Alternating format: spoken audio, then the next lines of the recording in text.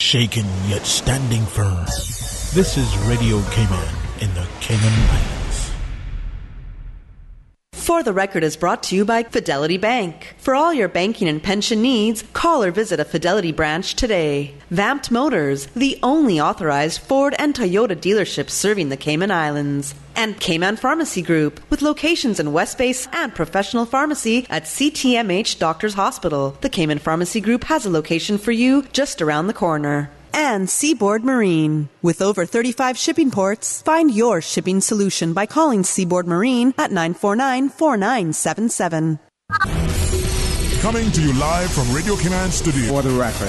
For the record. Hear from your government officials, independents, and the opposition on issues that matter to you. For the record. Engage in an open dialogue between residents and lawmakers. For the record. For the record. Informative, impartial, insightful. This is your talk show. 1-800-534-8255. Your calls, your input. This is For the Record. And now, your host, Orrett Connor.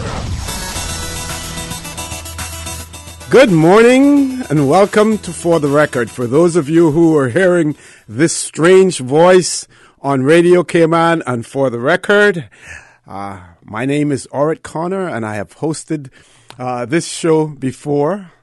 I've taken a break, a little vacation, a short mini vacation, and I'm back on the air now. So I want to thank you.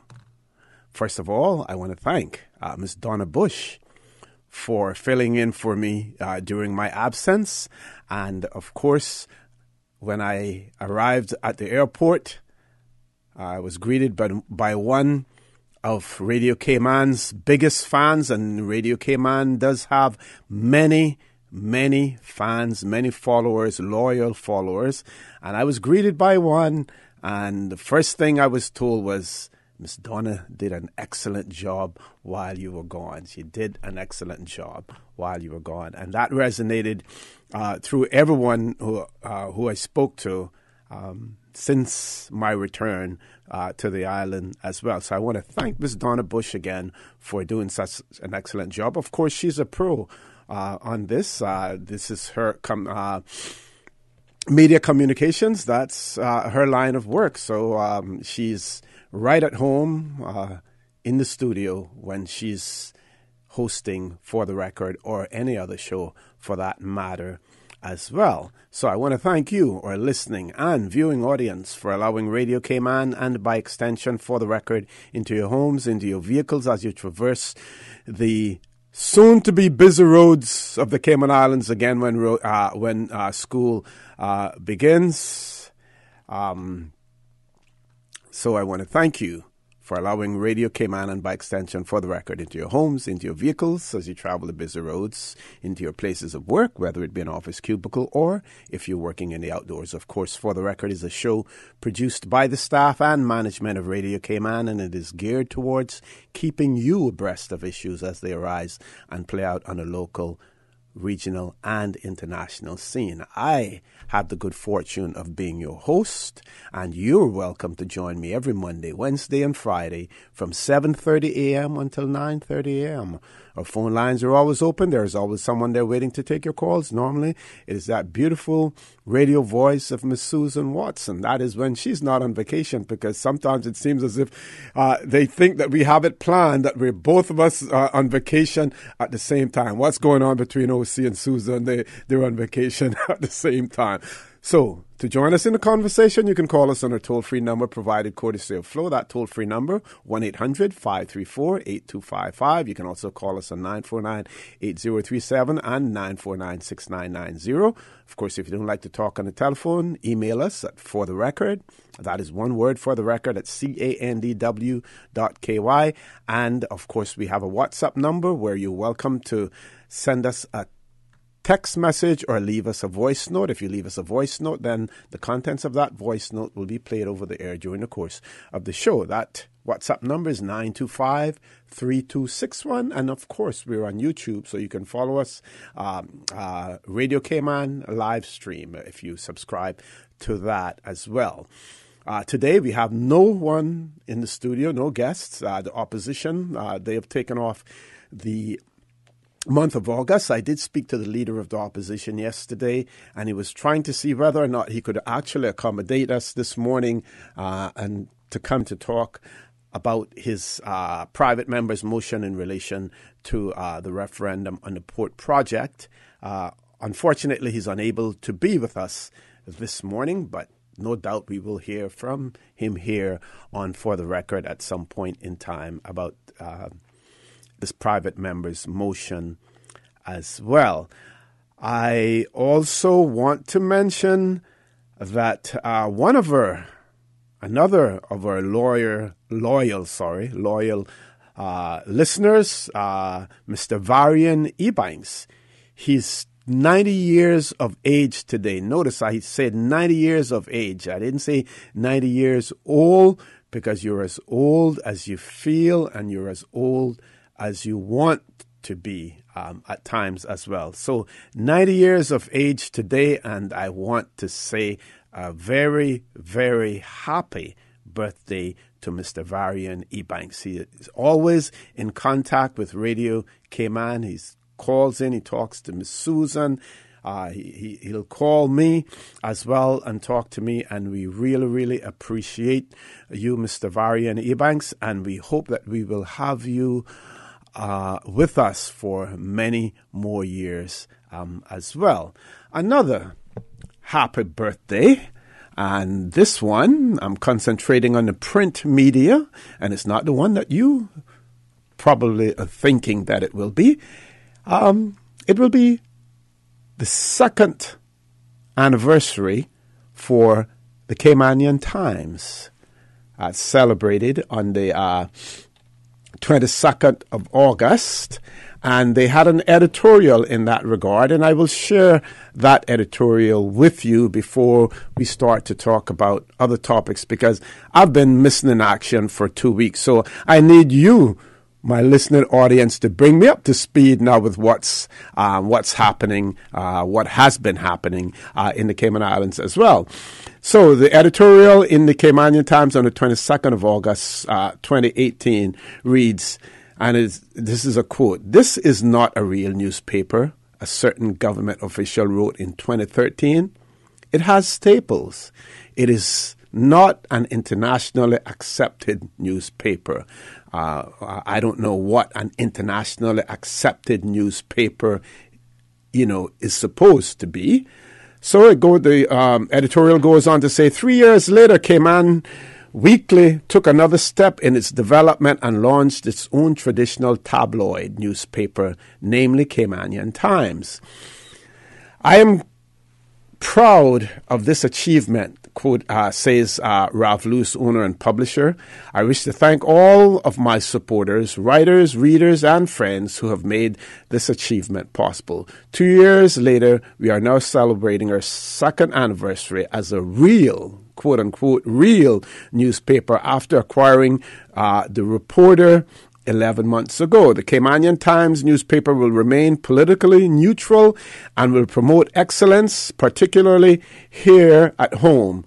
We aim to become a premier newspaper with readers from all demographics, and our content has been specially selected to achieve this. We have heard the cries for a people's newspaper that reports the news in a simple, unbiased format. And for the past 5 years, we have kept our promise to be that publication. The time has come for us to grow, and we have accepted the challenge. It has been said that bad news sells, but we believe that readers yearn for positive stories.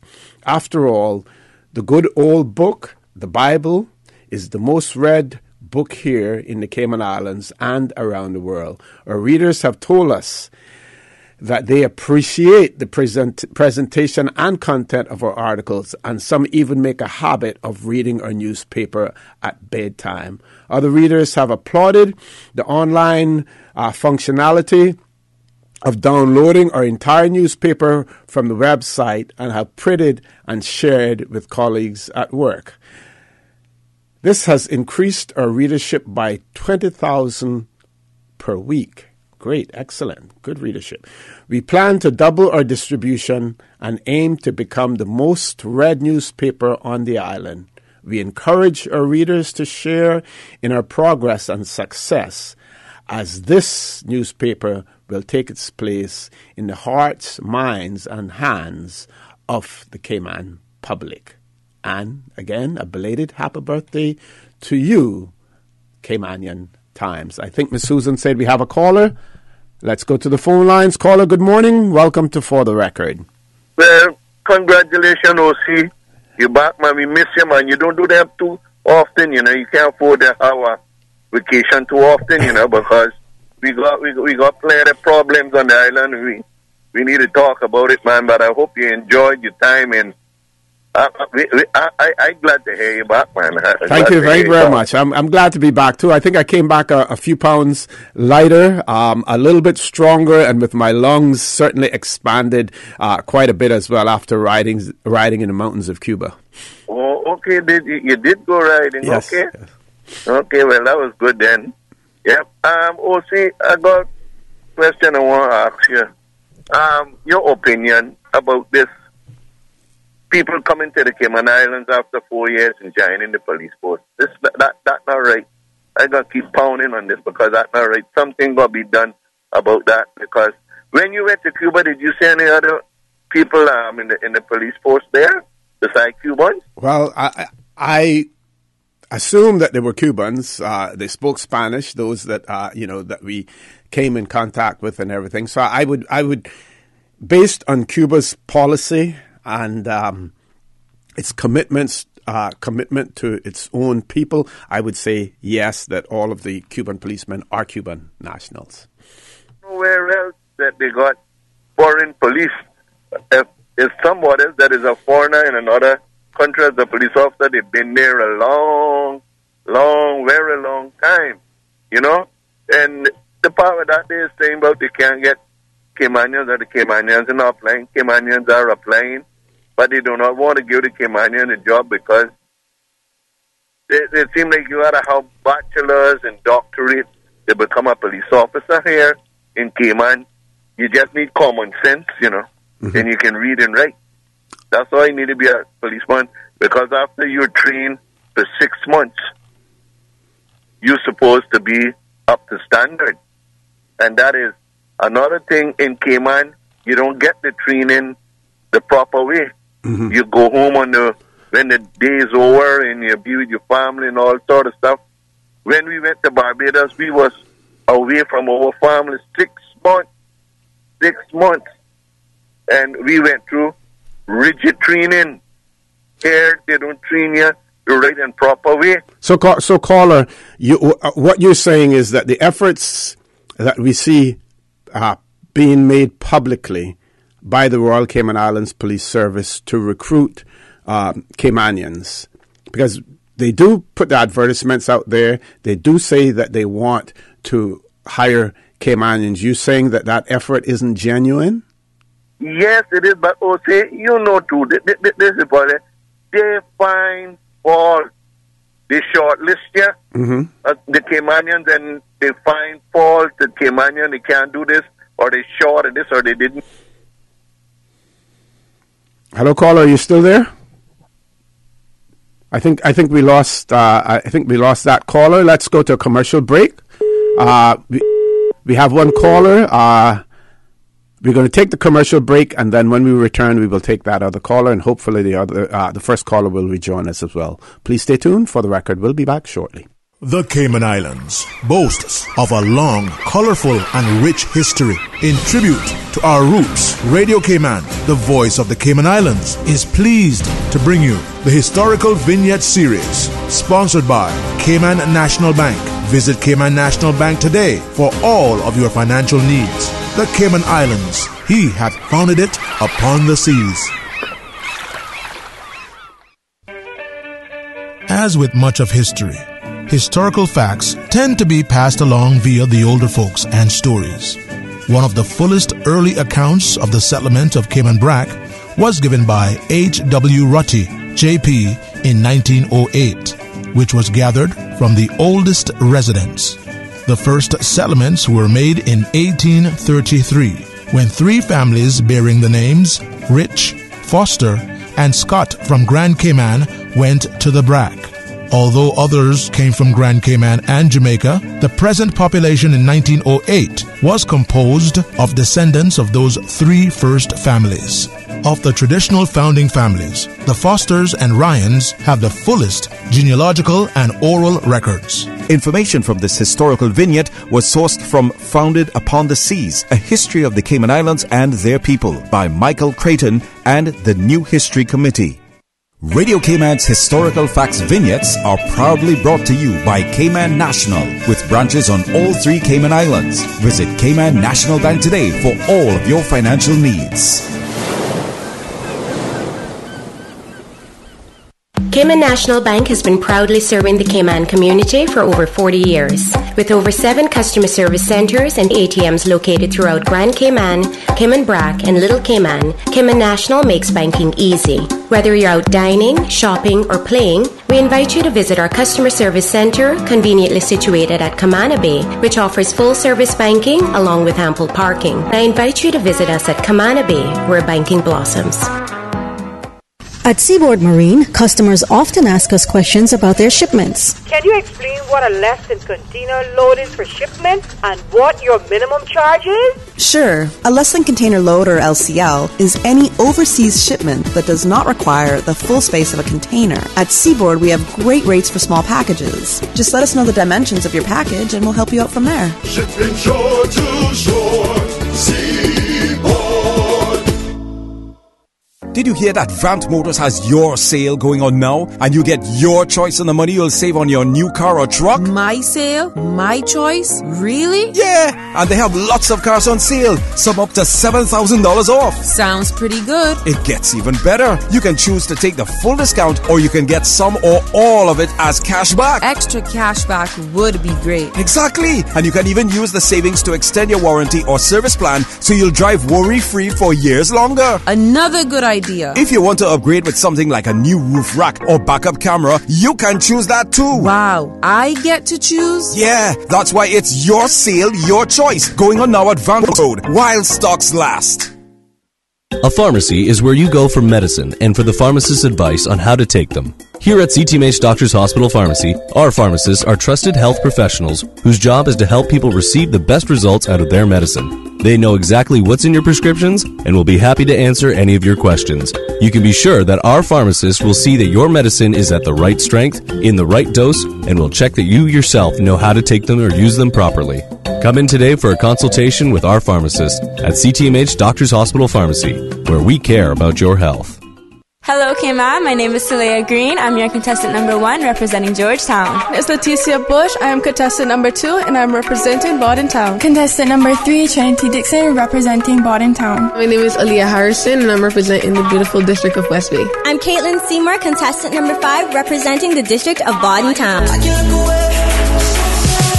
You're listening to Radio Cayman. Join us on August 25th for the 30th annual Miss Teen Cayman Islands pageant held at the Lion Center. Be there! Be there!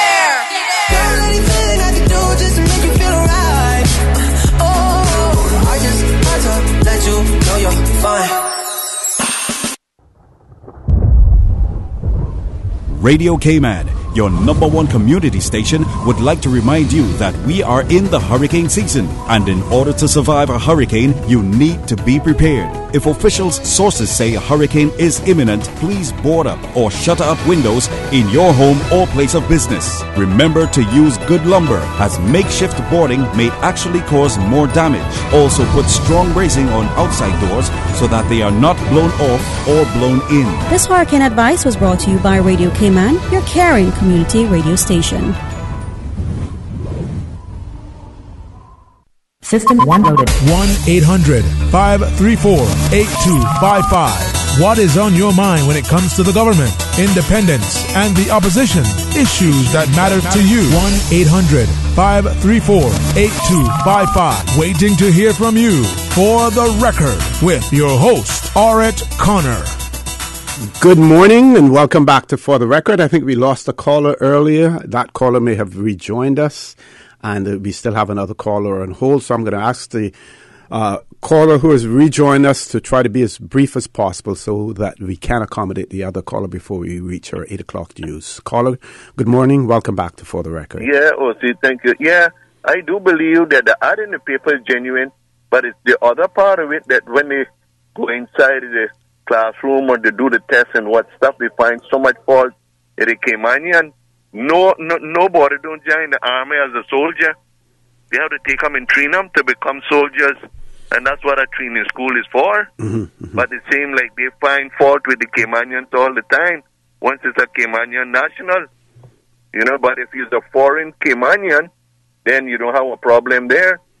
And if you get more foreign police, they can have more problem in the Cayman Islands because they not associating with the local people, get no information like we, the local Caymanian people would call us and give us information, but they ain't doing it with the foreign police. Well, caller, I think that may be true in some instances, but I would not paint that with a wide brush.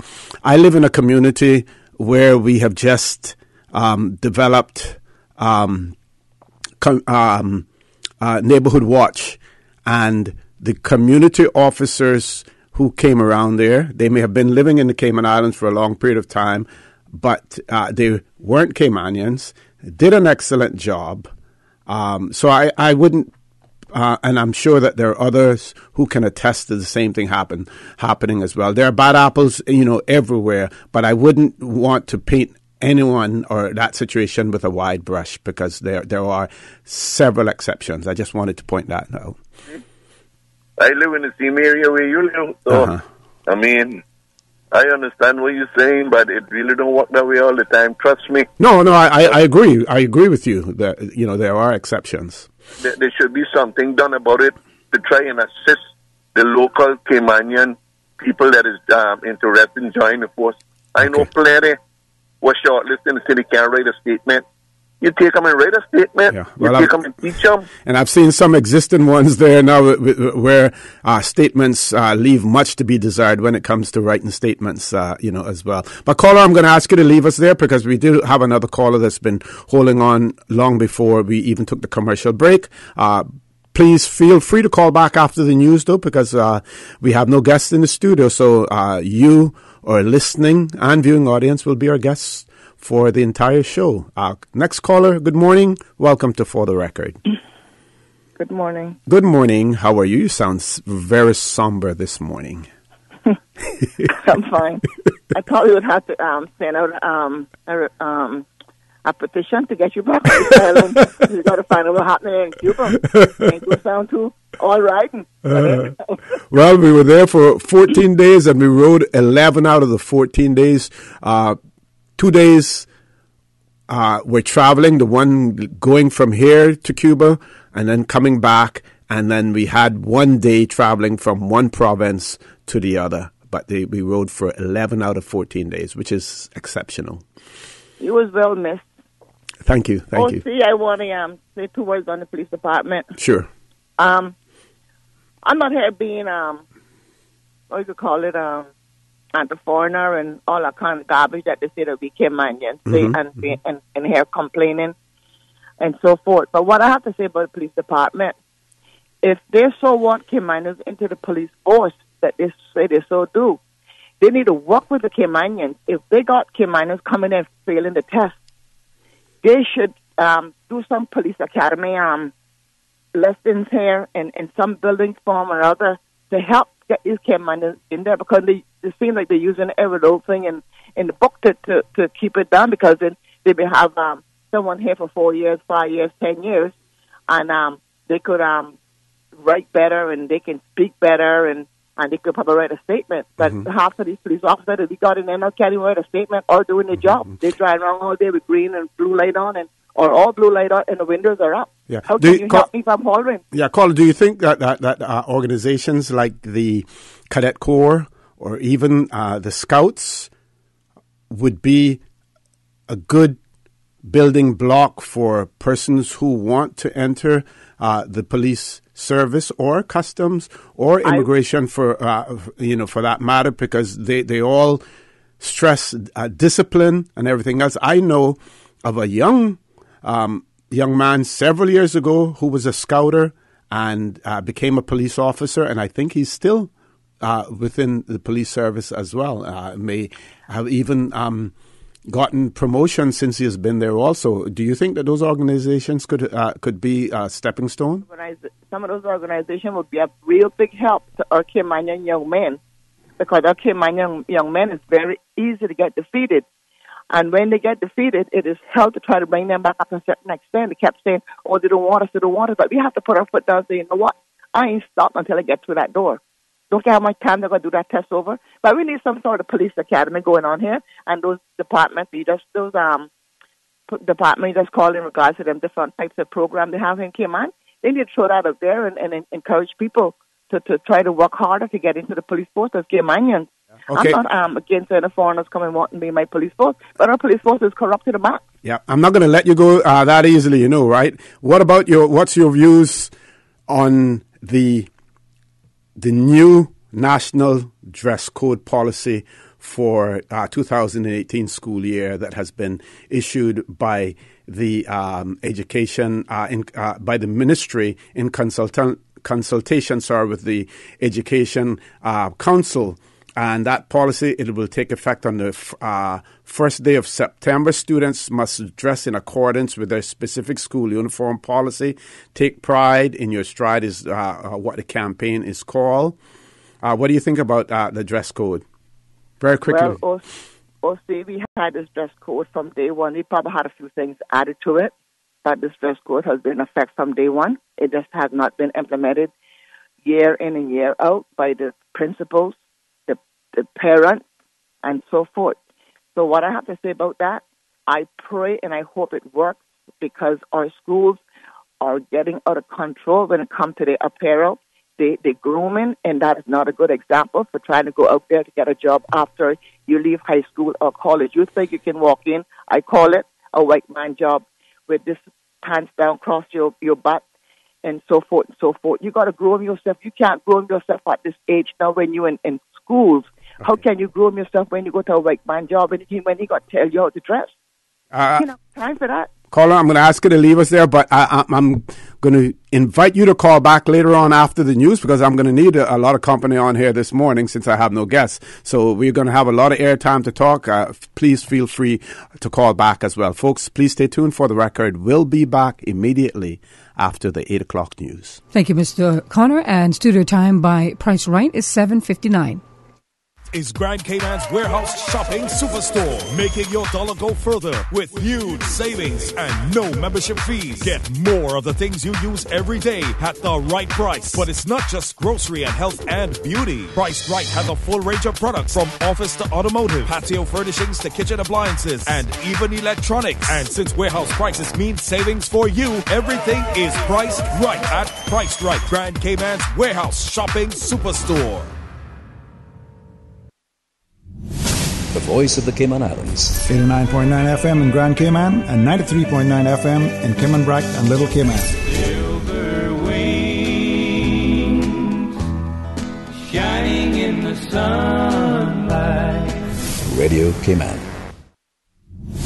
The voice of the Cayman Islands. 89.9 FM in Grand Cayman and 93.9 FM in Cayman Brac and Little Cayman.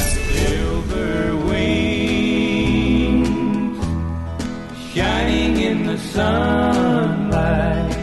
Radio Cayman. Access information. Your community. News and information. Radio Cayman is your choice, your voice for today's biggest news. Radio Cayman.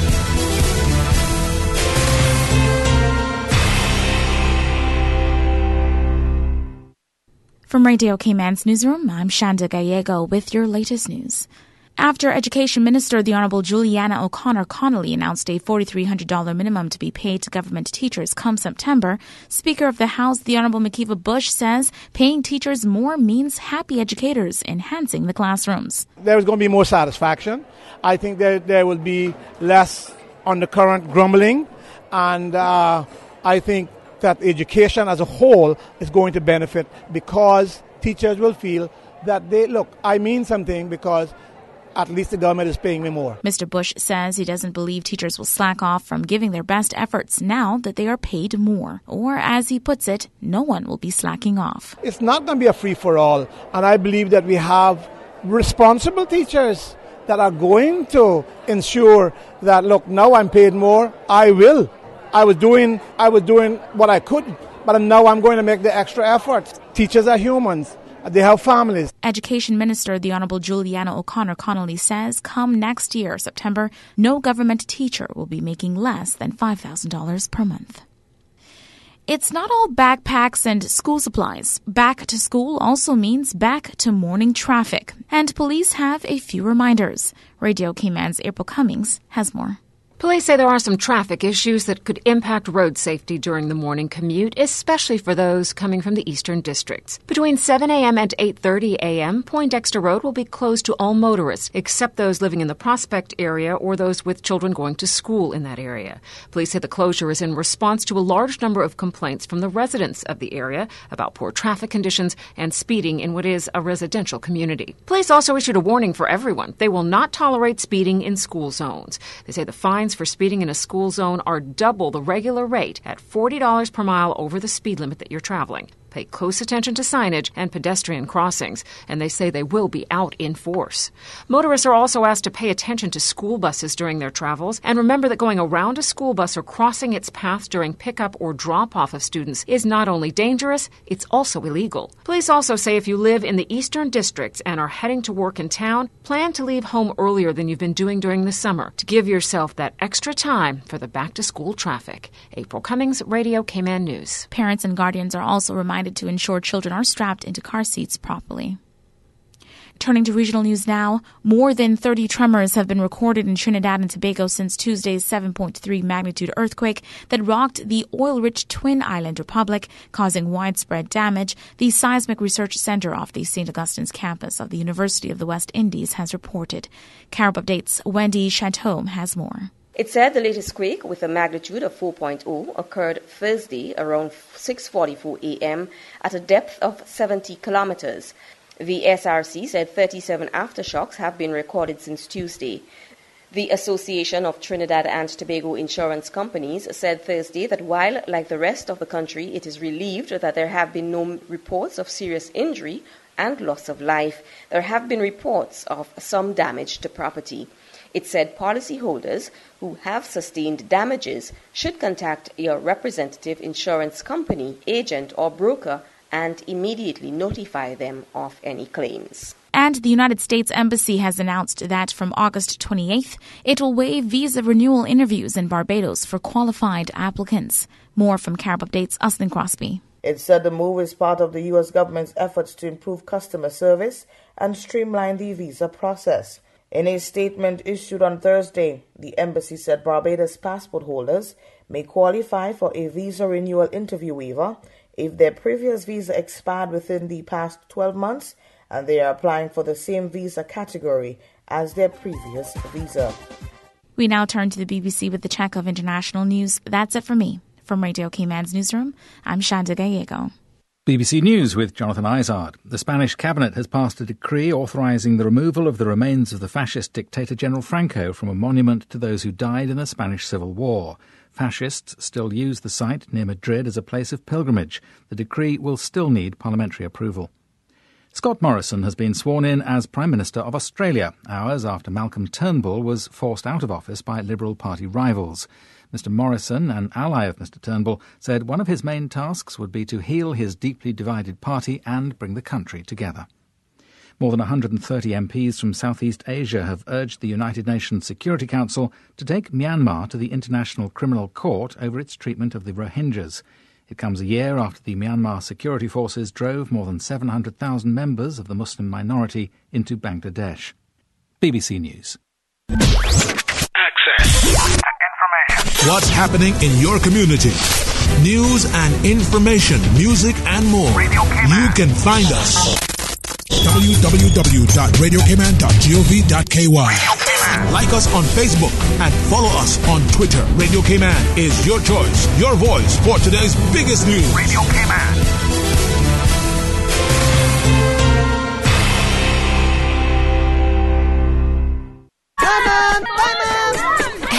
Are those new glasses on Will? Yeah, we went to Optical Outlook. Wham, bam, easy exam. Finally, an exam he could pass. And we had the glasses the next day. Easiest part of our back-to-school shopping for sure.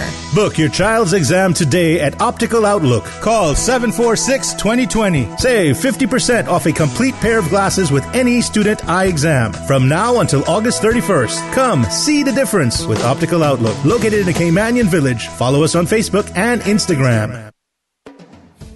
Water Authority Cayman wishes to advise its valuable customers that it will be installing new water infrastructure near to the roundabout on Elgin Avenue at the intersection with Hospital Road from 6 a.m. to 4 p.m. on Sunday, the 26th of August, 2018.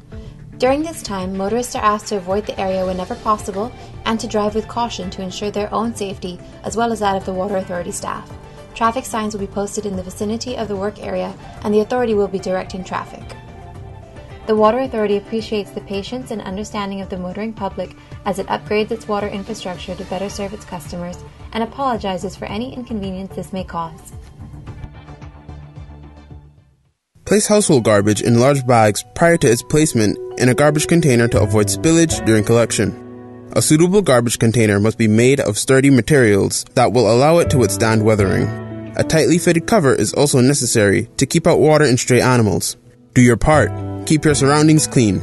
Store household garbage in a suitable garbage container. For more tips on proper waste packaging, please visit DEH website at www.deh.gov.ky. In financial news, world shares were mixed Friday after a listless session on Wall Street, where a slide in banks and industrial companies offset solid gains for the technology sector. A lack of progress in trade talks between the U.S. and China was weighing on sentiment.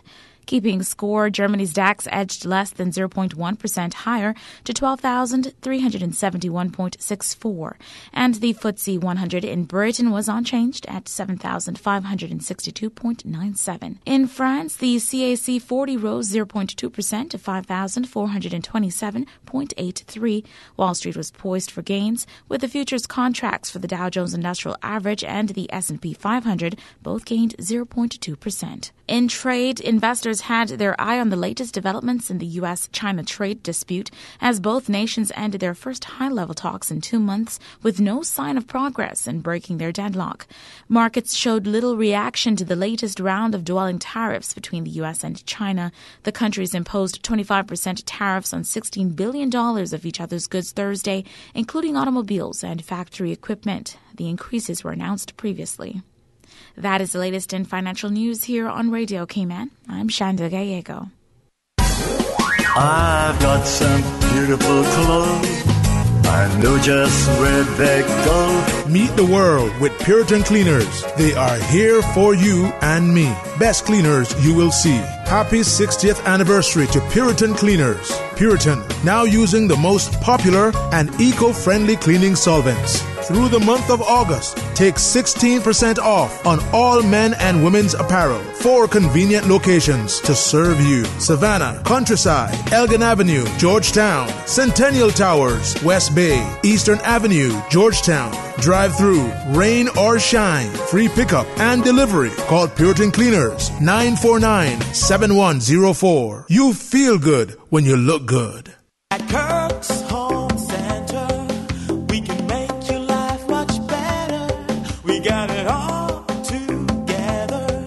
We got a great deal in store for you. This August at Kirk Home Center, protect your electronics with Power Surge protector strips for $8.59. Keep current this hurricane season with a portable generator for $286.79. Chef up your favorite dishes in the 14-piece Tefal nonstick cookware set for $80.69. Store yard items away and create seating space with a deck box for $89.49. Kirk's Home Center, you got a great deal in store for you. Your weather update after 8 is brought to you by Brand Source Home Gallery, creating elegant bathrooms with European-style fixtures and fittings.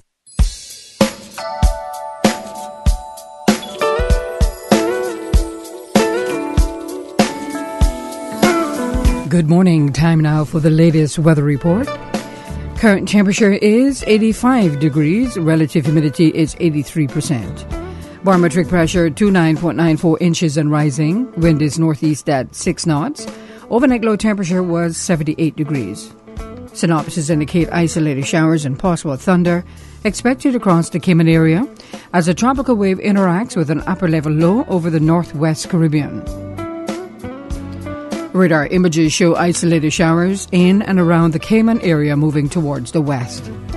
The forecast for the Cayman Islands for today calling for partly cloudy skies with a 30% chance of showers and possible thunder, and temperatures will rise to the low 90s. Winds will be east to northeast at 5 to 10 knots, and seas will be slight with wave heights of 1 to 3 feet. Tonight, partly cloudy skies with a 30% chance of showers and temperatures falling to the upper 70s. Your winds will be east to southeast at 5 to 10 knots. Seas will be slight with wave heights of 1 to 3 feet for tonight. We're presently at a high tide, and the next low tide will be this afternoon at 2:29. High tide again tonight at 3 minutes after 9. The sun will set this evening at 6:45 and will rise tomorrow morning at 9 minutes past 6. And the outlook is calling for similar weather conditions through Saturday morning as an upper level low lingers over the western Caribbean and continues to support isolated showers and possible thunder.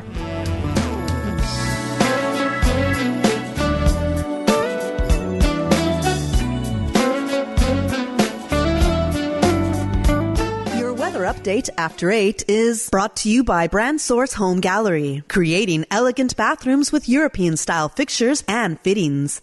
Honey, our fridge has stopped working again. Everything in the freezer is melting. We need to get this repaired right away. I'm calling Brand Source Service. When you need the very best appliance service, call Brand Source Service at 623-5000. Offering service and installation of all brands and models of appliances. Brand Source Service is Cayman's source for appliance parts and repairs with qualified and experienced technicians and the island's largest stock of appliance parts. Brand Source Service will have your repair completed in a flash. So, whatever the problem is, call the experts at 623-5000. Brand Source Service, Dorsey Drive, Industrial Park. Telephone 623-5000. Good morning once again, and time now to take a look at what's happening on our roads. Steady traffic on Cool Road and some sections are busy, and busy traffic coming off of Agnes Way, just past the Linford-Pearson Highway. On the Linford-Pearson Highway, traffic moving along moderately, as well as on Shamrock Road. From the Westway 4-way stop, no issues there as traffic is light. And in and out of Georgetown on Shedden Road, traffic moving along moderately. And on the Westway Road in front of the Ritz, traffic is moderate heading to Georgetown. And from Georgetown heading to West Bay on the West Bay Road, traffic moving along light to moderate. Coming off Bobby Thompson Way, steady but flowing traffic, and traffic is moving along moderately on Thomas Russell Avenue and also on Huldah Avenue and Elgin Avenue. 8wood Street in front of the Georgetown Post Office, not looking too bad as traffic flowing moderately. If you see any incidents or accidents on Cayman's roads, please give us a call here at Radio Cayman at 949-6990. Have a good morning and buckle up. Has your business developed a marketing campaign that attracted attention and community appeal this year? Then the Chamber of Commerce wants to hear from you. Submit your best marketing campaign for recognition at this year's Business Excellence Awards. Your campaign will have been influential, memorable, promoting a product, service or event. Visit businessexcellenceawards.ky to find out more. The Chamber's Business Excellence Awards are proudly sponsored by Cox Lumber, Deloitte and Picture This. Attention Breeze Fusion fans and supporters, registration is now open for the 12th annual Grand Cayman Breeze Fusion 5K Walk Run. We're calling on you to help us in raising funds for the NCVO and for the John Gray High School Musical Department. Registration is only $15 for adults if registered by September 30th. The walk run will take place on Saturday, November 3rd at the Smiths Bacadeer in Grand Cayman. But you must be registered by September 30th to take advantage of the lower fees. Visit CaymanActive.com to register today or stop by Radio Cayman on Elgin Avenue. In local sports, a mobile personal training company focuses on getting people whipped into shape. Work Smart Fitness is focusing on getting individuals active, in shape, and fit, also encouraging and educating people on how they can exercise better and have fun doing it. There are many programs that people can join, and the South Sound Boot Camp is one of them. Speaking on Radio Cayman Sports Extra, personal trainer Carl Morgan says the boot camps are sessions tailored to the group, which is a bit more general. Then there's personal training, and in the personal trainer sessions we go to where people need us, we come to you, and that is a way to help people to work out in their comfort zone. Right. Not necessarily in a gym where everyone is watching them, but possibly at their own homes or at a park, and they're able to work out while being pushed but also being motivated at a level that is right for them. Coming to people help eliminate some of the barriers to exercise. People may say, I can't get there, or I have to watch my child. Your child can be watching TV right in your presence while you're working out, or while the trainer is holding your child for you. Check out Work Smart Fitness social websites on Instagram, Twitter, and Facebook for more information. In sports elsewhere, England have recalled batsman James Vince for the fourth test against India at Southampton starting on August 30th. The 27-year-old, dropped after the tour of New Zealand in April, will provide cover for Johnny Bairstow, who broke a finger in this week's 203-run defeat at Trent Bridge. If wicket-keeper Bairstow is past fit, he will play as a specialist batsman, with Jos Buttler likely to keep wicket. England led 2-1 in the 5-match series. Although the Asian Games football tournament is only just reaching the knockout stages, the women's Golden Boot competition is surely wrapped up. China forward Wang Shanshan, 28, has already scored 11 times, including 9 in one substitute appearance. The forward scored a hat-trick of hat-tricks after coming on in the 56th minute against Tajikistan on Monday. Her final 3 goals were scored in 3 injury time minutes and wrapped up a 16-0 victory. And Andy Murray will play Australia's James Duckworth when he makes his return to Grand Slam tennis after a 14-month absence with a hip injury. The former world number 1, now ranked 378th, could play third seed Juan Martín del Potro in the third round. Kyle Edmund, his replacement as British number 1, faces Italy's Paolo Lorenzi, while Cameron Norrie meets Australian Jordan Thompson. The U.S. Open, the 4th and final major of the year, begins in New York on Monday. That is the latest in sports here on Radio Cayman. I'm Shanda Gallego. Initiating system. For information that matter. For the record. With Orrett Connor. Continues right now on Radio Cayman. Good morning and welcome back to For the Record. Trust that you're still there with us. News was a little bit long this morning, almost 20 minutes of news, but we know that you like to hear the news as well. But we're still working on that to see if we can spread the news out a little bit more, some of those ads and everything else. This way we can hold you all together, and we won't lose any of you during the course of the news as well. A few things that I want to mention. During the course of my absence, those families who lost loved ones, I want to extend my personal condolences to you. In particular, the family of Miss Archer, Marco's mother, his brothers, sisters, to all of the family, I want to extend condolences to you. Of course, you know Mr.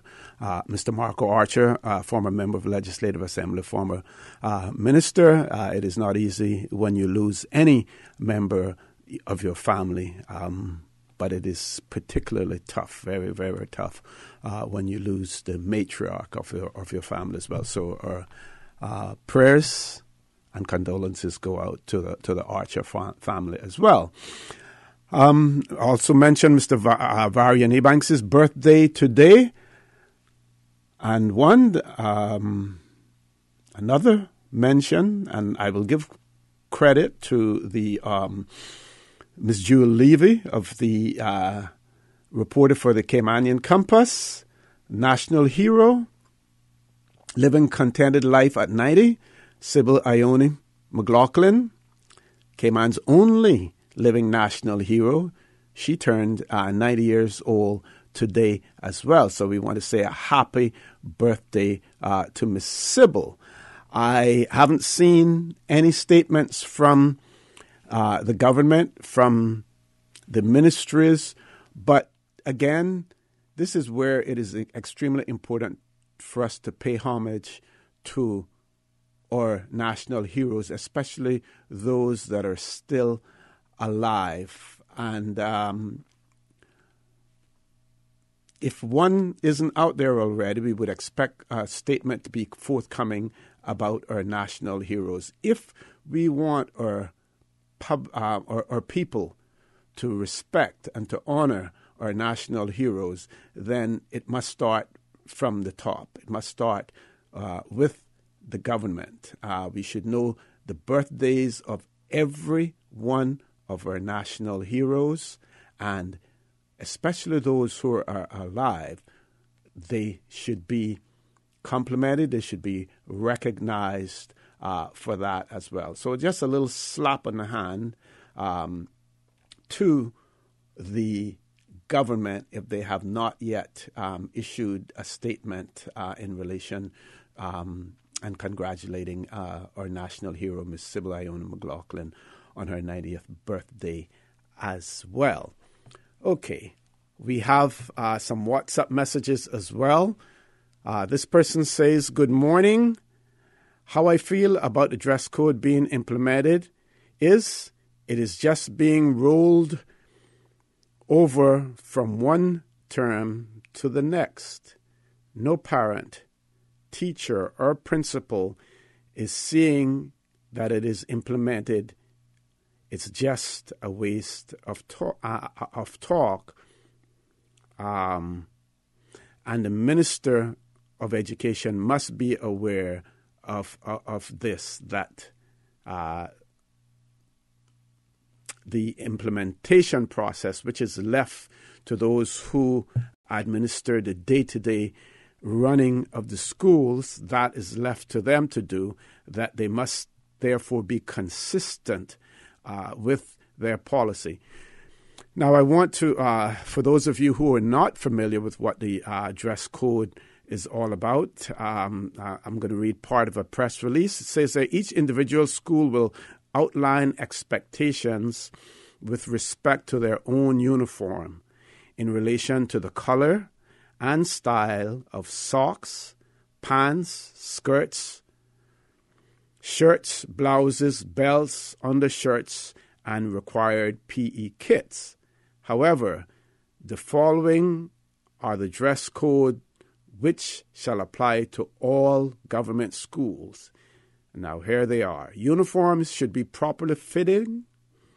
Skirts are required to be knee length and not above the knee. Pants are to be worn at waist height, and shirts should be tucked in. No undergarments should be exposed or visible through the uniform. All students are required to wear black shoes, sneakers that do not contain other colors. Boots, sandals, and slippers are not allowed. Students are permitted to wear a watch. No other jewelry is allowed. Items that display connection with gangs are not allowed. For example, badges, tattoos, colors, or tagging. The hair of female students should be groomed. Hair is required to be of a natural color, and extremes of hairstyles such as a mohawk, shaved lines, words are not permitted. No beads should be worn in the hair, and in keeping with the cultural norms of the Cayman Islands, the hair of male students should be cut short. Hair is required to be a natural color, and extremes of hairstyles such as a mohawk, shaved lines, words are not permitted. Shaved eyebrows are not permitted. Makeup, nail polish, and false nails are not permitted. And it says that the entire policy can be found online at education.gov.ky, and all students and their families are encouraged to read it. I want to focus in on one particular part of this that spoke to hairstyles, because I read an article just a few days ago about a school in Louisiana, and it was a private institution, actually. And for those of you who are people of color, and for those of you who don't understand, may not understand the terminology, people of color, those of you who are not Caucasian in terms of your complexion will know that hair braids is a common thing amongst women of color in particular. And this particular article spoke about a young lady who was in high school, and she had hair extension, and she was not permitted to attend the school because of the hair extensions. Now, some of the comments on social media and elsewhere had to do with the fact that they didn't believe that the school administrators understood the complexities of black people, people of color, with their hair, and sometimes what they have to go through in order to maintain it. And they felt that this was discriminatory action on their part. The parent chose not to send the child to that school and was seeking an alternative school for that. I don't see in this policy here where it refers in any way to hair extension, so that is interesting. But this was taking place in Louisiana, and it was obviously, the state of Louisiana. That's in the deep south down there, so when it comes to color issues, what that is all about as well. So I just wanted to share that portion with you as well. Now, in reading this school policy here, I don't see anything that would breach any person's human rights, and as a result would have any would pose any constitutional challenges. But you never know, and those of you who are of legal minds and who like to talk about our Constitution, and I will be doing so as well, looking through our Constitution to see whether or not any of these policies breach the Constitution. We do know and that there was a case in the Cayman Islands where a youngster had dreadlocks, and I think some compromise was reached at some point in time with that for the student to be homeschooled or during that period. I noticed that one part of the statement here it is. In keeping with the cultural norms of the Cayman Islands, hair of male students should be cut short. Now, I will question that part about in keeping with the cultural norms of the Cayman Islands, because the cultural norms of the Cayman Islands are changing with the generational changes as well. So we're seeing more Caymanians. We're seeing more Caymanians with dreadlocks. We're seeing more Caymanians with mohawks. So the cultural norm that this release refers to, is it the cultural norms of those persons who are now in their 50s, 60s, and 70s? And are we ignoring the new cultural norms in terms of our youth? And do we run the risk of alienating them by saying that you can't have dreadlocks, you can't have mohawks? I understand the whole issue of the gangs and not wanting to accommodate the gang culture in schools, but that is important as well. We have two callers. Let's go to the phone lines. Take one call before we go to a commercial break. Caller, good morning. Welcome to For the Record. Good morning, Mr. Connor. Good morning, sir. How are you? Oh, I'm a little bit under the weather, but I'm thankful. I'm sorry to hear that, and I hope that you feel better soon. I know you have a strong constitution, so you can fight off whatever's there. I hope so. Thank you very much. And it's good to hear you back again, although Donna done a superb job, but I'd still like to hear you back. Thank you very much, sir. I want to extend my birthday greetings to my dear old friend Vernon, Steve Banks there. He's a historian. You should get him on the radio sometimes because he got as they say, memory like an elephant. Yes. He and I have spoken about that, actually. Yes, he's very knowledgeable. We converse weekly or quite often, and we were shipmates. I sailed with him both twice on 2 different ships, and he's a fine gentleman. I wish him a very happy birthday and everything else. And also another one is my dear cousin, Miss Sybil McLaughlin. That's my first cousin, you know. Yes, sir. And she is very special to me. It's not many of us left from the family. And I really and truly wish her and all her family a very, very happy birthday. And if she has many more to live, as also my good old friend Vernon. Thank you, and God bless. Thank you very much, Captain Paul, for that as well. We're going to take a commercial break. We have some callers queued up. Quick commercial break. When we return, we will take those calls. Please stay tuned. Hello, Cayman. My name is Celia Green. I'm your contestant number 1 representing Georgetown. It's Leticia Bush. I am contestant number 2 and I'm representing Bordentown. Contestant number 3, Trinity Dixon, representing Bordentown. My name is Aaliyah Harrison and I'm representing the beautiful district of West Bay. I'm Caitlin Seymour, contestant number 5, representing the district of Bordentown. You're listening to Radio Cayman. Join us on August 25th for the 30th annual Miss Teen Cayman Islands pageant held at the Lion Center. Be there! Be there!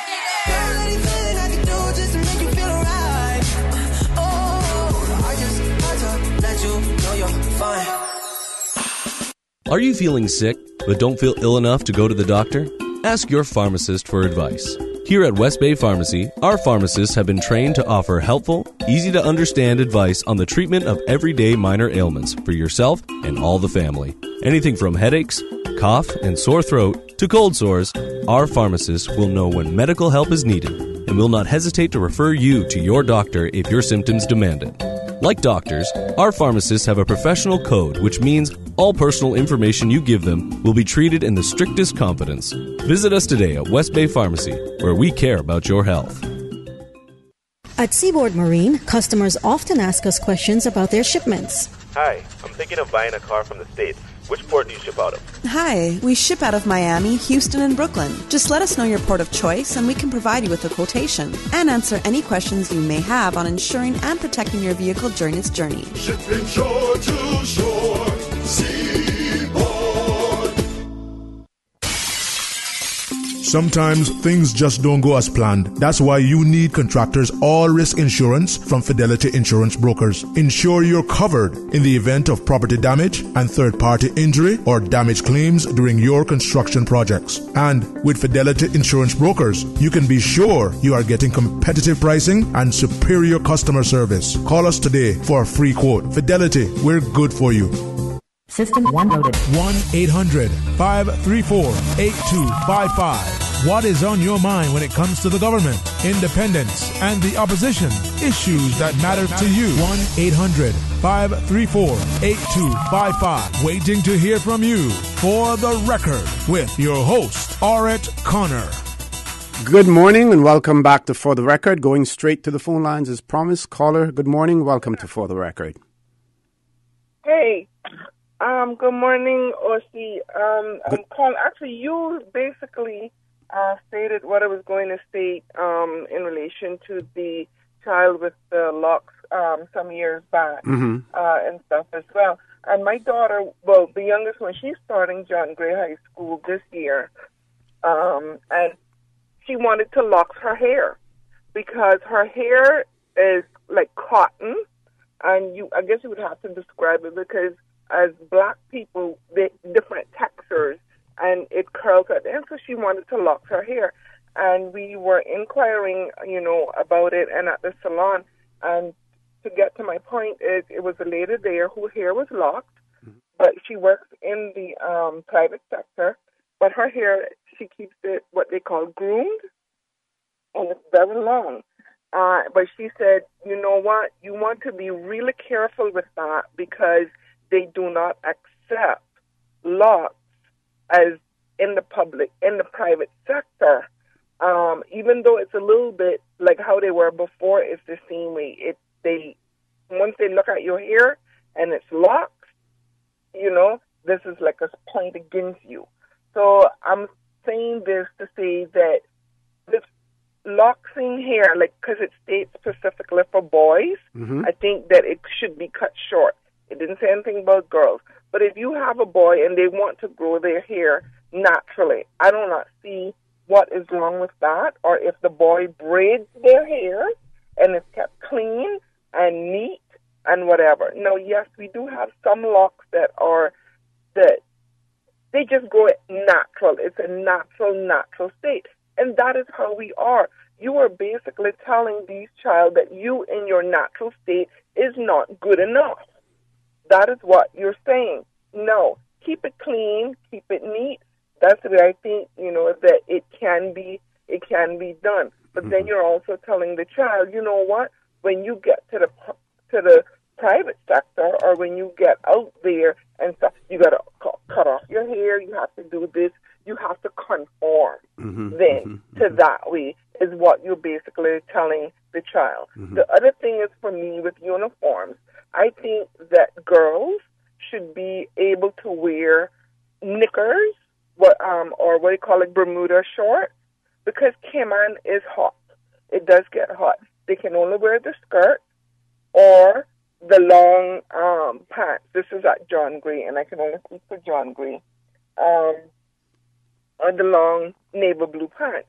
Why not? Because summertime, especially, even starting my school this time of the year, a pair of knickers, things that the shorts, but it comes below your knee, or Bermuda shorts or something like that. They're comfortable. You still have your uniform shirt. And then the other thing was you cannot wear underwear that can be seen through the uniform. Clothing, yes. The white shirt, if you have on a bra, a black bra, a blue bra, or whatever for girls, you can see that through that uniform. The uniform, it is the white top. It is not as thick that you cannot not see through it. And yes, I would suggest that, especially young girls, parents, please don't make your daughter go to schools with pink and neon and stuff bra underneath their uniform. You can purchase black, a brown, or a white to go underneath the uniform or an undershirt. No. I also had my daughter wear undershirt. She's like, Mommy, it is too hot to wear the undershirt. It is too hot. But yet the material is so thin, you can still see through it. And then on another thing is, it's only one place on the island to get uniforms. It is only one place you have to go to get a uniform. It's a monopoly. And is that a government institution or that's a John Gray High School? It's a government school. Okay. It's a government school. We can only get uniforms, the tops, I should say. You can purchase a navy blue pants basically anywhere. I'm not even sure what the pants cost at the uniform shop because I absolutely refuse to get them there. I got them overseas for $12. Like that. These are pants that can be washed, the Dockers pants, and they can use those. But here, no matter who you are, where you are, what financial status you're at, you have to go to that one place to get uniforms. Yeah. Caller, I want to ask you to leave us there. I do know that there are many people who take those options of going overseas when they go online and they see what they can purchase, similar clothing for that conform to the dress code standards and what they have to pay here for it. Again, it's astounding. Let's go to the next caller. Caller, good morning. Welcome to For the Record. Mr. Connor. Yes, ma'am. You know, here in Cayman, we just can't seem to do anything right. I wouldn't say that. We do some things right. We do some things really, really, really good. But like everywhere else, you can't get it all right. When it comes to our children, we got to make children realize that they are children. They need to stay in a children's place, abide rules and regulations. I mean, I don't think the school was in when you was in Cuba. You ever see the Cuban children dressed in a uniform? Oh, yes, I've seen what them. What a beauty. Yes. What a beauty. Yeah. Look at the Jamaicans in their uniform. What a beauty. Mm-hmm. Look at our primary schools here. What a beauty. But when it gets to this high school, hell and all breaks loose. But I just wanted to say that we need some more positiveness on this uniform, and parents need to step up seriously and make their child do what it's supposed to do, because it's going to be a lot of disturbance in school trying to get these kids in the right lines for being dressed and so forth. The teacher's going to be wasting time. The principal's going to be wasting time. The security's going to be wasting time. Police going to be wasting time. We need to get this nip in the bud now and just get it rolling and keep it rolling. Yep, and this is where it has to start at home, because that's where they get dressed at. Exactly, and we got a lot of parents who leave the kids home to dress now, and we can't forget that and leave that out. But the fact remains is parents need to go with these kids and buy these uniforms. So when they buy these uniforms, they can say, well, I know I bought the right uniform. They're going to put that on when they're going to school. Because if the parents going to let the kid go buy the uniform and she going to work and the kid going to put on and go to school, the first thing the parents will say, she never know the kid bought the pants so big or whatever the case may be. We just need to get some serious implement at our schools with these uniforms, especially when it comes to high school. And when it comes to grooming our hair and so forth, you are in school, you are a student, you're being controlled by your parents, not by yourself. When you get 18 and graduate and you want to go and throw those things and go and work on a job with it and they accept you, well, more power to you. But stay in a student form at school until you are out. I think that's a very valid point. While we do have the individual rights and stuff like that, I think that point that you make there in terms of that they're not adults and are not allowed to make decisions for themselves, I think that is a strong argument, caller. I want to thank you for that. We're going to I think we can take one more call before the break, Ms. Susan. Let's take one more call before we go to commercial break. Caller, good morning. Welcome to For the Record. Good morning, Mr. O.C. Good morning, ma'am. Good to have you back. Thank you very much. Good. I just want to comment on this uniform policy. Sometimes I think we as Caymanians, we can't see the forest for the trees. I think it's a human condition, but we're missing the point here that the whole purpose of this uniform policy is to assist with the discipline within the school. We've been complaining about the discipline of our young people, generally speaking. We have policemen having to be in the schools. We having all sorts of crimes committed within the schools. We as the adults are just outside talking about this. Look at what's happening in our school. Here is the Ministry of Education Department trying to take some steps to get back control over the schools. And again, we're not giving them the wholehearted support that the system needs in order to bring the attention of the student back to the purpose of the school, which is their education. Right. One of the things that has been found is that when you look at children who don't have to think about what they're going to wear and how they're going to compare to their peers in the school system, they tend to do better educationally, academically. And I think we need to get our head out of this kind of individualism that we see developing in our community, where it's all about the individual's rights and the individual's we're not talking about the individual's responsibilities, that. We talk about the individual's rights. And recognize that there is a point, there is a place for individualism. There is a place to teach our children to be themselves, their best selves. But in the context of the schools, we need to start promoting the spirit of community and supporting the educators and the Department of Education in trying to set up a culture and an environment where children can focus on their learning. The case with the young man with the locks many years ago, those of us who remember know it was a very political thing and it went back and forth. Mm-hmm. Those sorts of things have to be treated on a case-by-case basis. This is a broad policy that the Education Ministry has set out. I believe we as adults who are committed to the well-being of our children and to their education and the preparation of a generation that can lead this country into the future, we have to support the Ministry of Health. We have to support the Department of Education. We need to support the educators. And we need to allow the people to deal with these things. When it comes to a case that really and truly is contravening somebody's rights, then we get behind the particular case. But for right now, the Ministry of Education and the Education Department and the children who are going to these schools deserve our support. We need to step up and face this policy and support it. It didn't kill me and you, OC. Right.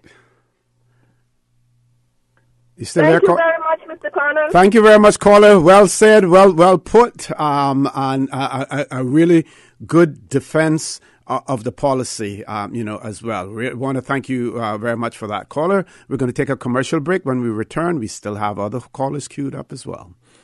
Did you hear that Vant Motors has your sale going on now? And you get your choice on the money you'll save on your new car or truck? My sale? My choice? Really? Yeah! And they have lots of cars on sale. Some up to $7,000 off. Sounds pretty good. It gets even better. You can choose to take the full discount or you can get some or all of it as cash back. Extra cash back would be great. Exactly! And you can even use the savings to extend your warranty or service plan so you'll drive worry-free for years longer. Another good idea. If you want to upgrade with something like a new roof rack or backup camera, you can choose that too. Wow, I get to choose? Yeah, that's why it's your sale, your choice. Going on now at Vant Motors on Walkers Road, while stocks last. Not all insurance is created equal, but who has the time to shop around? Take the guesswork out of your insurance coverage with Fidelity Insurance Brokers. Let us match you with the best coverage to suit your needs at a price to suit your wallet.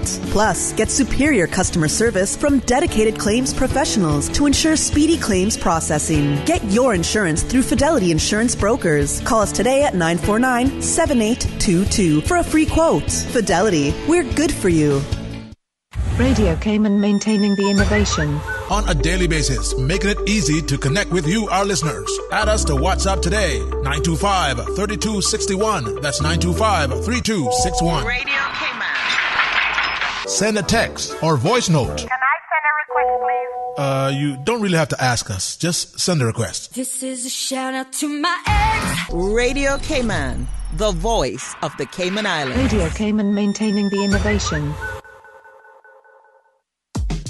From happy beginnings to happy ever after. BritK protects your lifestyle with the best insurance cover at the best possible price. Health insurance with far-reaching benefits. 95% of claims settled in 5 days. Low-cost life insurance. And investments. Security in retirement. With a custodian pension plan. For happy beginnings and a happy ever after. Visit BritK.ky or call 949-8699. BritK, where people come first. Initiating system. For information that matters. For the record. With Orrett Connor. Continues right now on Radio Cayman. Good morning and welcome back to For the Record. Going straight to the phone lines as promised. Caller, good morning. Welcome to For the Record. Good morning, Nosy. Good morning. How are you? I'm fine. Good to have you back. Thank you. Thank you very much. Good to be back. Mostly we can talk about fashion. Up my line. Okay. Okay, we'll see. It is, we have something called a dress code. But I notice that some people don't follow a dress code. Now, when it comes to school, in Jamaica, all you could wear is little knobs in your hair. You're not going to have them dingle-dingles. You had to have a natural hairstyle. Your shoes, you had to wear shoes. You had to wear certain socks. And you remember those days we used to pleat our uniform? Now, I heard a lady say it was hot here. Well, I want to tell her it's not hot here in Cayman. I just come from Honduras, and I was melting. Oh, see, the water was running off, and those children was going to school and walking to school. Mm-hmm. There was no car, no luxury. You see, sometimes we have to put our foot down on our children, because no child is perfect, no human being is perfect. When the child walks out of your house, his dress code should be, his or her waistline. You all say your uniform should be 4 inches below your knee. Now, I see other people going to work like they're going to disco, and I wonder, as I say, well, disco opening the day in Cayman, huh? Well, see, when women dress that way, and men lust after them, you'll hear, well, he attempted rape or something. But we have to have a dress code. And you want to see where a dress code goes bad, you go to Heroes Day, and you look at some of those people who are getting an award. One of the most important things in a woman's dress code is her bra. Oh, see, when we used to go to school, we used to get grooming. I remember we had to turn our hands over, look at your fingernails, you had to show your sort of 2 teeth. Yes. And and if not, that was called grooming. We do not have what you call a finishing school or a grooming school here. Oh, see, I was training for director of pageant. I learned a lot of things for what I wanted for, but not to be a pageant director. When I was in Malta, I used to see these children going after school dressed up as business people. They were training them how to go to work. Mm-hmm. Now, I see young people going to work with the jail style. That is not. Get costumes. Now, I see Barbanu and K-Mas. Now, come on, I'm a designer. I work in Honduras. That's the way I mainly work with my costume. But I do help people here. And I'm wondering if they're in a casino or if they're dancing pole. Because some of these young people who I see go out there, costume, you're not supposed to show your body. You are not in a casino, okay? Because some of these people that wear these costumes, see, honest, they look like Lazarus sisters. They got more sores, more marks. And I don't think they have a mirror. Like what a Jamaican man said, they don't have a mirror, and they're a mirror home. So in summarizing what you're saying, caller, is that you're in support of the dress code policy. I'm in dress code because I know what the dress code is. I went yesterday to pick up my granddaughter, and I heard people talking about, oh, no, that's not how it is. And the lady there telling, we got a note, it's supposed to be 4 inches below the knee. And I said, yes. And you know what she told them? She said, when they bring them back, I'm going to charge them $5 because I'm giving them what they gave us. And it's the parents. And when you do not, you have to put your foot down on your children and make them see that you can handle them, not them handling you. Mm-hmm. Caller, I'm going to ask you to leave us there. We have a few more callers queued up as well. We don't have another call, so I can let you finish your train of thought. Caller, go right ahead. Yeah, we have to make our children obey us, that when they go to school, they'll have respect for the teachers. Mm-hmm. And this is what is happening. The parents will say, no, my child can't go like that. Yes, it is your child, but the school belongs to the government, which is us, but it's still not us at the end of the day. So what we need to do, respect the school, respect the laws of the school, and put in the dress code. Because you go Honduras, you go Jamaica, you go Trinidad, these children are uniformly dressed. What is wrong with our children being uniformly dressed? That is why when they go to work, they don't have any dress code, they don't have any manners, and that is why people don't want to give them a job. They got a helper. They'll come to your house and drink a glass and leave it there. That is not right. You have to train your children, and it begins at home. Okay. My children used to say I was miserable. I said, thank God, now she got children. I laughed at her. I said, thank God you're feeling what Reba feels now, right? Thank you very much for that, caller. Thank you very much. Before we go to our 9 o'clock headline news, I have a few messages that came in as well. Good morning. As a previous student, this dress code policy had only 3 apparent and exaggerated changes. Only watches being worn, all shirts tucked, and hair cut short for males. These uniform codes are same as what was enforced, but not as harsh. Otherwise, these rules were always there, but seem to be more publicized this year. We usually receive a paper or booklet explaining the dress code. Also attend school in the South, and I can personally say that the South is not as bad as it is painted to be. The North, however, are broadly expressive with racism and dislike of people of color.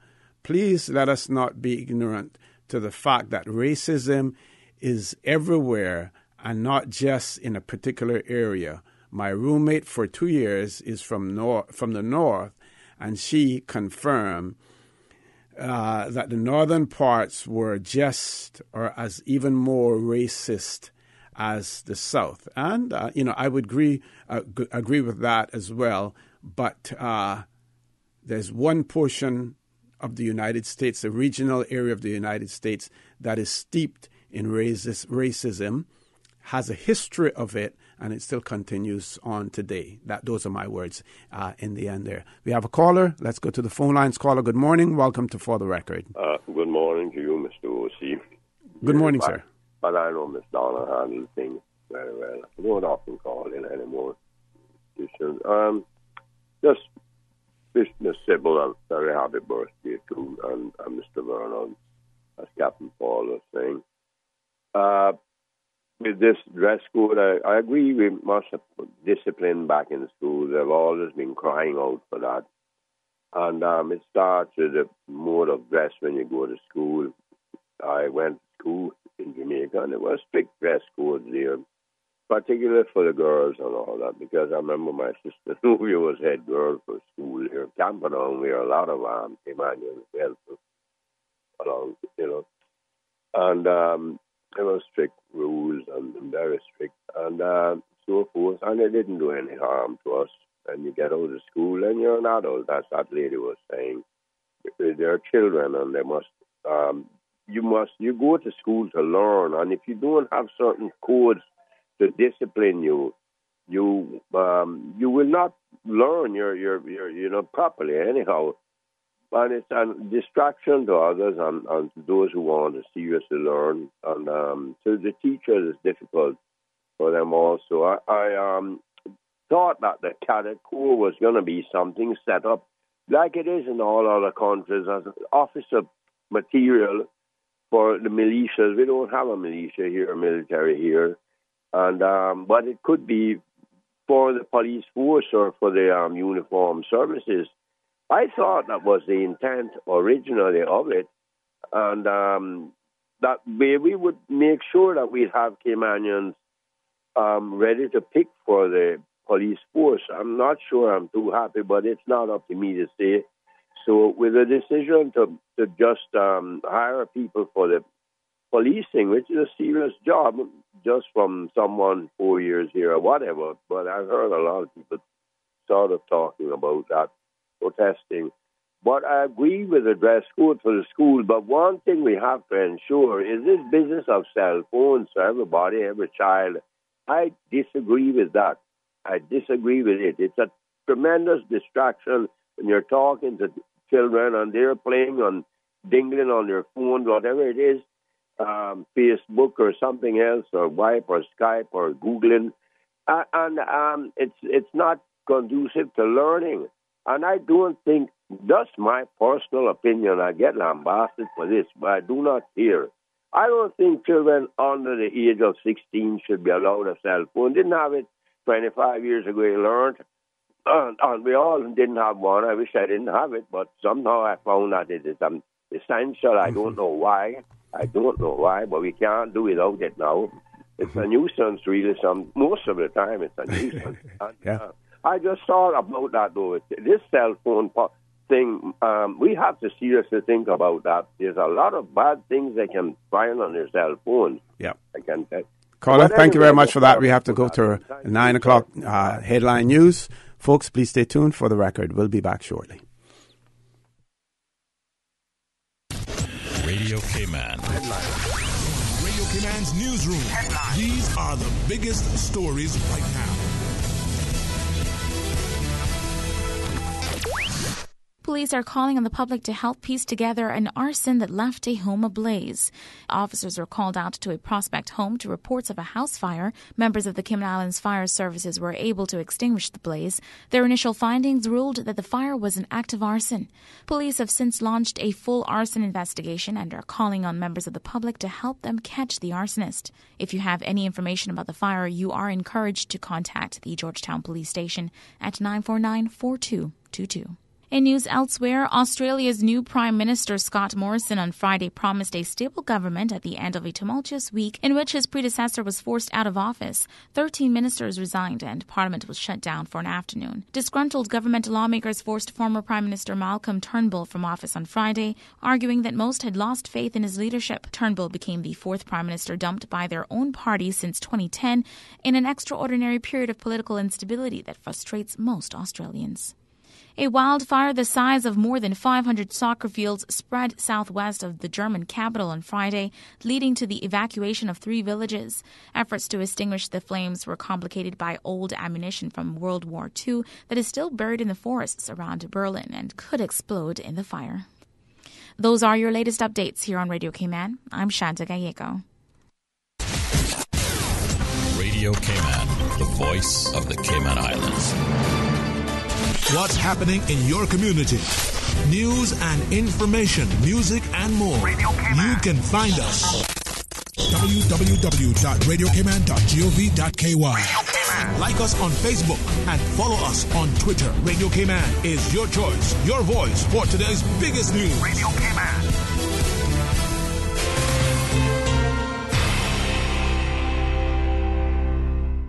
Initiating system. For information that matter. For the record with Orrett Connor. Continues right now on Radio Cayman.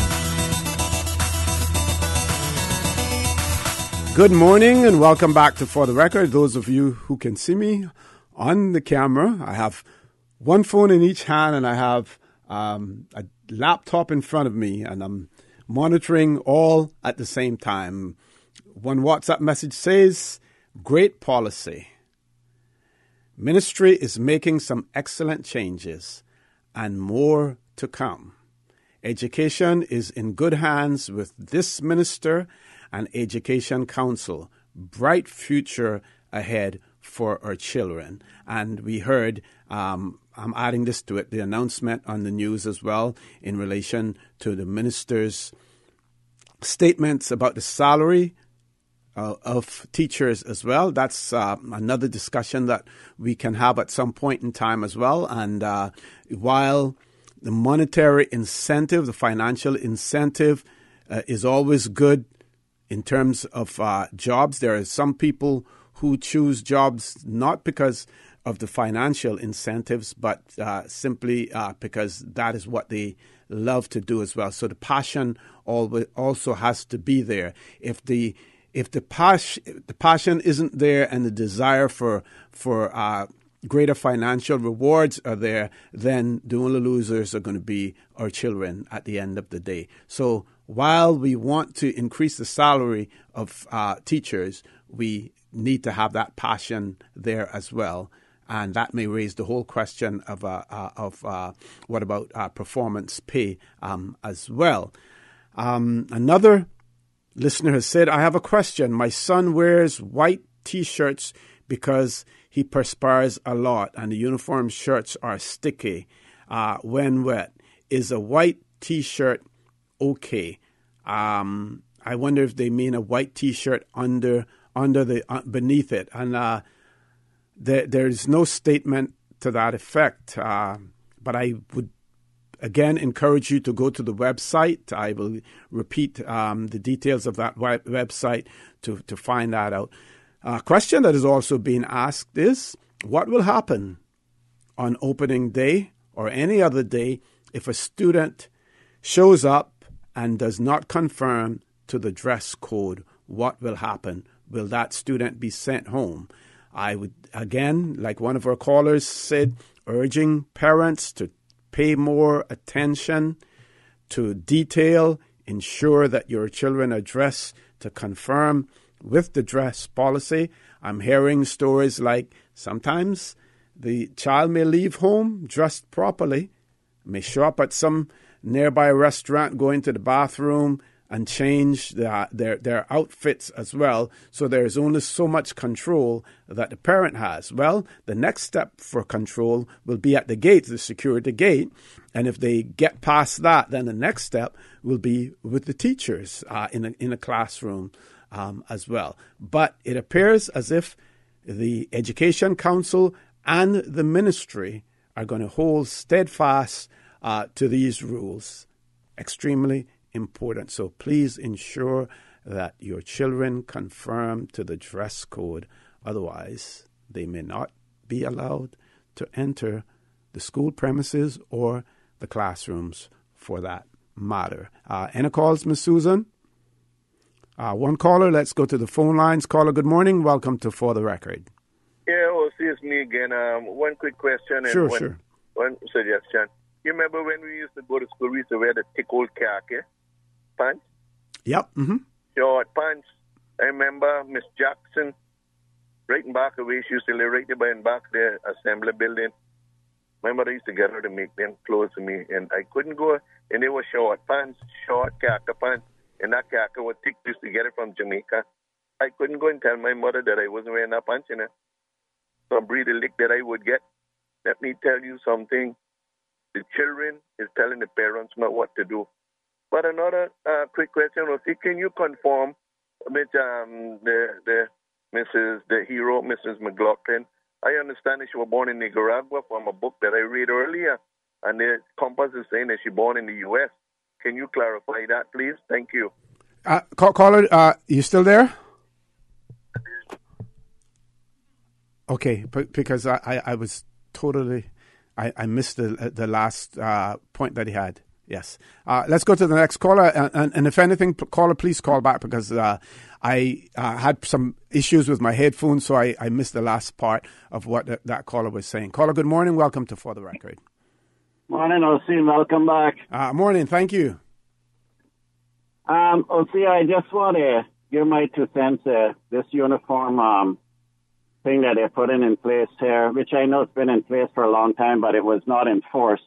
And I just want to say as Caymanian that I support it 100%. And I don't think any of these mothers should come up with any excuses regarding this matter. You have to have laws, you have to have regulation, and how you got to groom these kids if it not start from home.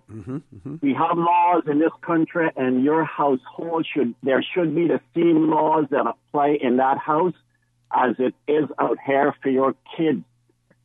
Because where I see this country going now, O.C., it scares me. And I take my hat off to this government and what they're doing because I realize now that they see what is happening to this country, and if something is not done and done in a positive way and stop worrying about those that is going to complain and, don't want this and don't want that, because that's all they have to do is just sit there and complain about everything that is right for the country. And I am sick of hearing it, and it scares the hell out of me to see where this country is going. Something needs to be done. Thank you very much, sir, and have a good morning. Thank you very much. Thank you very much, caller, for that. I think a caller has rejoined us where I had difficulty just now. Caller, thanks for calling back. Yeah, I was asking, can you confirm that Miss Sybil McLaughlin, national hero, that she was born in the U.S.? Because I read a book where she was born in Nicaragua. That's what the article says, that she was in the Caymanian compass, that she was born in Mobile, Alabama, and that there was a sizable Caymanian community at that point in time. I'm sure that Captain Paul is still listening, Mr. Mickey Hurlston, I'm sure that they're still listening as well. They're all relatives, and they will be able to confirm that for us.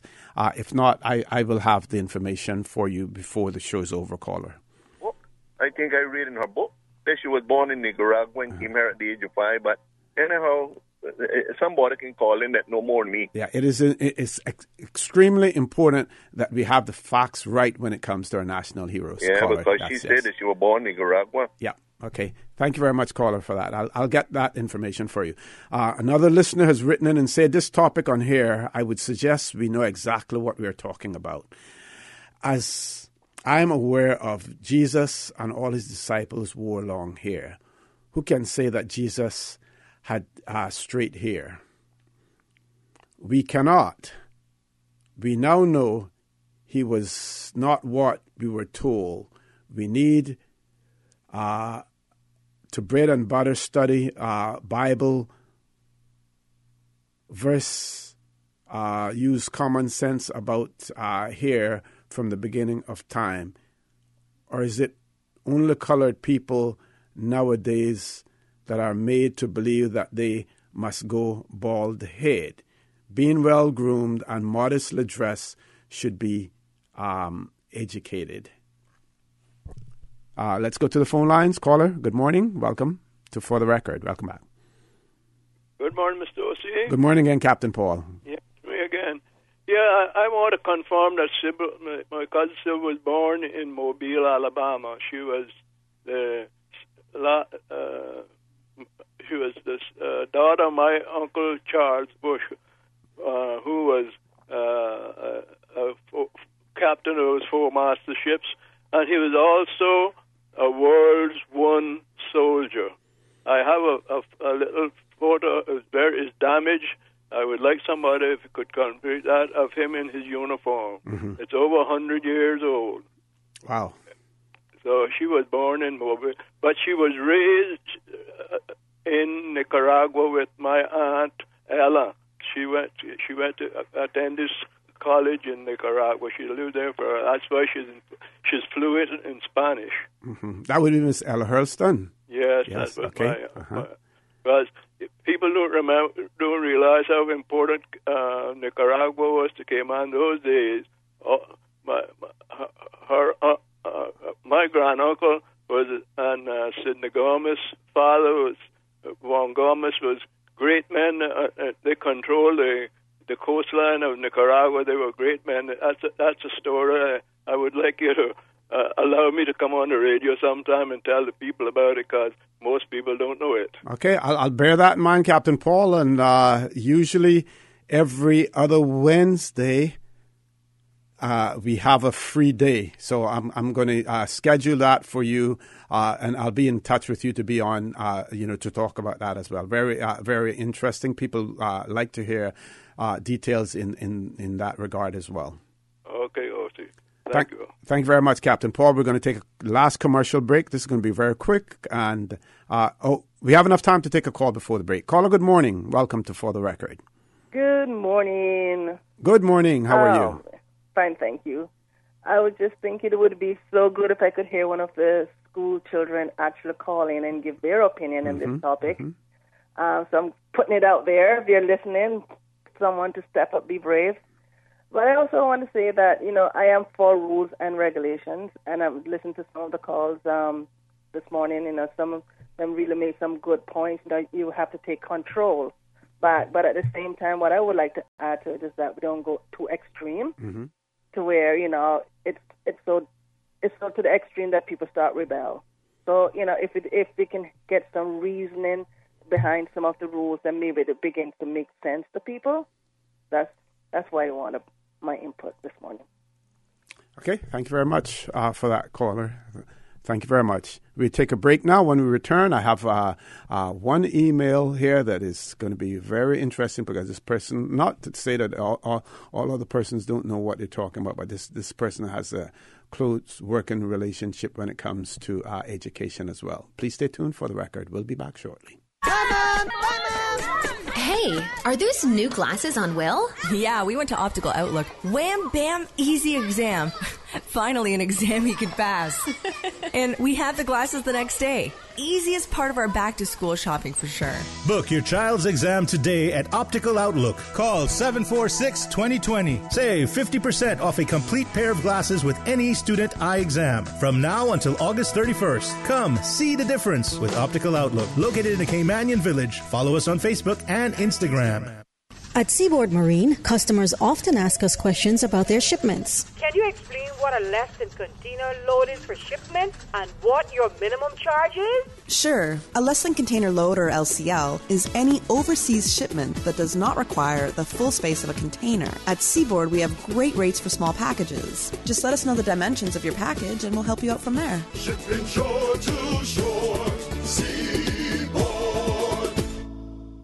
The Cayman Pharmacy Group provides you with more than just prescriptions. We strive to make your health our concern. We recognize the complexities of pharmaceuticals and the need to personalize your care. That is why we offer personalized one-on-one counseling. Our pharmacists are here to assist you with questions you may have about your health and the medications you've been prescribed. With West Bay Pharmacy and CTMH Doctors Hospital Pharmacy, the Cayman Pharmacy Group has a location for you just around the corner. We care about your health. Did you hear that Vant Motors has your sale going on now? And you get your choice on the money you'll save on your new car or truck? My sale? My choice? Really? Yeah, and they have lots of cars on sale, some up to $7,000 off. Sounds pretty good. It gets even better. You can choose to take the full discount, or you can get some or all of it as cash back. Extra cash back would be great. Exactly. And you can even use the savings to extend your warranty or service plan so you'll drive worry-free for years longer. Another good idea. If you want to upgrade with something like a new roof rack or backup camera, you can choose that too. Wow, I get to choose? Yeah, that's why it's your sale, your choice. Going on now at Vant Motors on Walkers Road, while stocks last. Initiating system. For information that matter, For the Record with Orrett Connor continues right now on Radio Cayman. Good morning and welcome back to For the Record. I'm your host, Orrett Connor. Back here in the studio. I'm glad to be back as well. Missed it extremely, but sometimes we need to just take that break. So it's amazing how we learn so much when we talk to each other. One of our loyal listeners and callers, and I won't call the name, but they said, I got my name from Miss Ella that Mr. Hurlson said just now. So person's name includes Ella, and the name came from Mr. Micah Hurlston's aunt. Very interesting. Okay, one of our listeners has written in and said the case that you referred to of Shemaiah Grant was eventually approved in his favor. As his parents claimed religious reasons for the dreadlocks, he was allowed to attend school eventually. I did mention the case of the dreadlocks. So this is a clarification of it, and this is coming from someone who has intimate knowledge of it because that individual is an educator. The person said, in my time, the ruling was as indicated in this new policy to meet with the principle if a person wants to wear locks for religious reasons. Cane rows were also allowed, but no extensions. And this seemed to be accepted as a willingness to meet these students halfway. Students, in the most part, complied with this. Person says, I agree that times are changing and we must review policies. However, there has to be a standard, and I personally support the minister in this. So again, like I said, this person is an educator. They know the case of Shemaiah Grant. They know that at the end of the day what the decision, what the compromise was on that. And because the parents claimed religious reasons for their dreadlocks. And I believe the Chief Justice had a hand in this as well in terms of coming to this agreement. And those of you who are familiar with the particular case, I would certainly invite more input from you as well. So The ruling was, as indicated in this news policy, to meet with the principal if wearing locks for religious reasons, as well. So I want to thank the listener for that extremely, extremely important information that was provided to me and allowed me to share that with my listening audience as well. I want to touch on salaries. Again, I did mention it earlier. Increased salaries for teachers.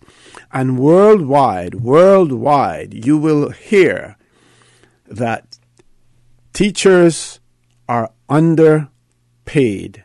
They're never paid the salaries that they deserve. Many, many instances. And I will, first of all, I will point out to you that I have an interest in this because I have a daughter who's a teacher. Many times in the city of New York, in the richest and supposedly the greatest country on earth, she has taken money out of her pocket to buy school supplies, to get things that are needed. There are many times where they're reimbursed, as well. But many, many teachers go the extra mile and use their own money to help to support their students, to help to ensure that they have the right tools to work with for them to be able to learn. Again, I want to applaud the minister and the ministry and the government for this step in terms of trying to seek to properly compensate teachers, also to make the teaching profession more attractive, and in particular more attractive to Caymanians who want to go into that profession as well. But while doing that, I want to emphasize to those persons who are in the teaching profession, who are seeking to get into the teaching profession, that it should not just simply be for the money alone. And we know that most people who go into the teaching profession do it because of their love of teaching, their love of their students, and their passion and their urge to impart knowledge and information to our youngsters as well. So we do not want to denigrate the profession. We do not want it to appear as if people are only in there for what they can get out of it from a financial standpoint. We have very good teachers, very dedicated teachers, and I say kudos to them and thank them for the work that they do. We have a caller. Let's go to the phone lines. Caller, good morning. Welcome to For the Record. Good morning, Mr. For the Record. Good morning, Doc. How are you? Glad you're back. I did make apologies for you at our friend's funeral, CB. So I was told. Thank you very much for that, too, yes. sir. And I just would like to come in with a few pointers. I think they forgot the Cadet Corps. This is something that we start these things and then we just drop them like we did with the Linford Pearson Highway. We start the Linford Pearson Highway and then we just stop it. It's going to nowhere, and then we have one property that is holding up the whole country because they don't want to move from there, and we have done anything about it. We just abandon it and start someplace else. That's what we do. We're good at doing things like that. The Cadet Corps was compromised, was compiled exactly for this sort of thing. Mm-hmm. Police, schools, uniforms, in fact, the vision was that every school would have a Cadet Corps. In other words, if you're going to the government schools, you would have to be a cadet. Mm-hmm. That would be compulsory. Mm-hmm. That would be compulsory. Mm-hmm. Not the private schools, but the government schools. If the government is paying for you, giving you free education, that would be one of the terms that you would have to fulfill. Similar to what they have in the U.S. with the ROTC program. Exactly. Okay. Exactly. And then the other thing I want to talk about is the fact that that the Grant case. Yes, The Shemaiah Grant Grant. case was, huh? The Shemaiah Grant case, yes. Yes, the Grant case was not completed on first instance. You know, the case went to the Grant Court on a judicial review, and Norman Hill was the one leading in that case. Norman Hill, the great Norman Hill, he was the leader in that case, in the Grant case.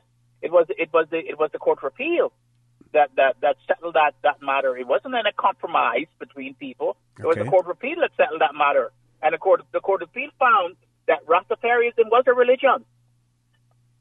That's what the Court of Appeal found, that Rastafarianism was a religion, and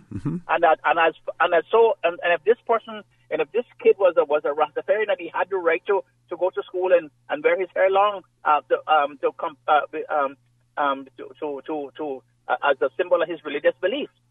It wasn't in the Grand Court that anything was comprised. The Court of Appeal found that the school was wrong to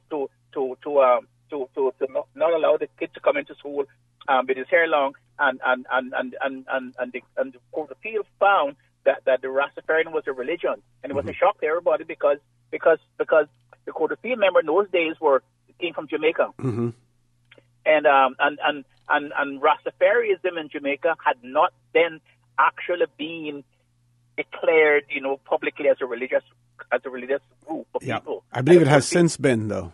Yeah, since been at that time, and then that is where it was. It wasn't a compromise between the school and the child at all. You see, I just want to set that record straight. Okay, and Dr. Macfield, that now would be a precedent, as far as the education department is concerned. Exactly, Okay. It is a precedent.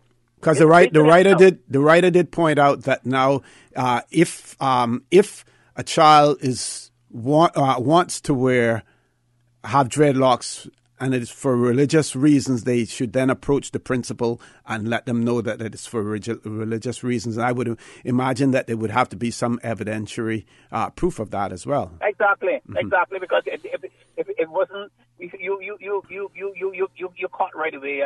You see, I don't have to tell you how to think, because you already saw the bigger picture.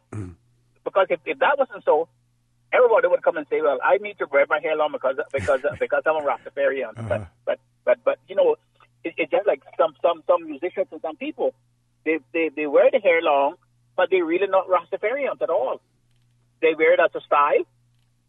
They wear it because they're in a group, but they're not really religious as the Rastafarians are. In other words, they haven't taken up the religion like people like John Mitch and all of those people who are actually Rastafarians by religion.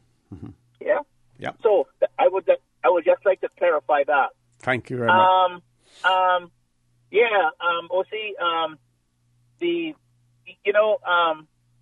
When my kid was 12 years old, his mother called me and said she was having some problems with him because there was no man in the house. And I found a school in Canada called St. Andrews College. They wear the uniform. That school was set up by Scotland several hundred years ago, and they wear the kilt there. And I remember when I took him there, he said, "I am not wearing a skirt." And the headmaster said, "You have to leave the school because you bring your kid out here for us to make him a man with him, and that's what we are going to do. But you're not going to do it by you sitting down in a motel, someplace monitoring everything that he does every day." And so today he sometimes when we get a man-to-man talk, he always thanks me for making that decision. You see? Doc, I want to thank you very much there. We want to try to squeeze one more call in before the 9:30 break. Thank you very much, Doc. We will be in touch with you. Thank you. Caller, good morning. Welcome to For the Record. This is our final call for the day. Good morning. Good morning. Mr. Connor, this is Mr. Clifton Borden's youngest daughter, Lois. Hi, Lois. How are you? I was just waiting till you came back, and I also heard that Dr. Macfield was on. I want to publicly state I would like to extend a very thank you to him from my family for doing such a great tribute on the behalf of the old Mary Street community. Okay, great. And I know it's very emotional because we did bury a great man, and I still again would like to thank him personally on my family. And as someone called me and said, it was a homecoming. It was not really a funeral, because someone said this is the only funeral that you go to and you hear people clap, which was, the tribute that he gave from the community of the Old Mary Street. It was so touching that it was a lot of history, and I think we need more like Mr. Markfield, and I want to congratulate him again and tell him on behalf of the family, we would like to extend and say thank you again and a job well done. And may God continue to bless him and give him a lot more knowledge that he can pass on to the younger generation.